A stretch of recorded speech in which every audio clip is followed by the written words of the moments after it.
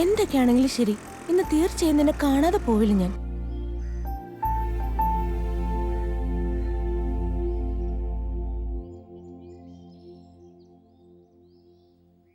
മണി എത്രയെന്നറിയാവോ? ഇതുവരെ വീട്ടിൽ വന്നിട്ടില്ല. ആരാടി? അതാ ഒരു ആൺകുട്ടിയെ വളർത്തിക്കൊണ്ട് വരുന്നുണ്ടല്ലോ, അവളെ പറ്റി തന്നെയാ പറഞ്ഞത്. ദാ കുടിക്കൂ.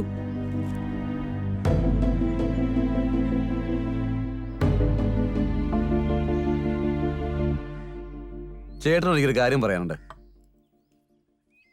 നമ്മുടെ ചേച്ചിയുടെ ഫോറിൽ നിന്ന് വന്നിട്ടുണ്ട്. അവനോട് സംസാരിച്ച് ഈ നിശ്ചയം അങ്ങ് നടത്തണം. ഇപ്പൊ എന്തിനാ നീ ഇത്ര തിരക്കൂട്ടുന്നത്? അവള് ചെറിയ കുട്ടിയല്ലേ. ആദ്യം നിനക്കൊരു പെണ്ണെ കണ്ടുപിടിച്ച് അതങ്ങ് നടത്താം, എന്നിട്ട് മതി അവളുടെ കാര്യം. ചേട്ടാ, എന്റെ കാര്യത്തിൽ ധൃതി വെക്കണ്ട. ഞാനൊരാണല്ലേ. ഈ കാലത്ത് പെമ്പിളേരെ വിശ്വസിക്കാനേ കഴിയില്ല. എത്രയും പെട്ടെന്ന് ഒരു തീരുമാനം എടുക്കണം.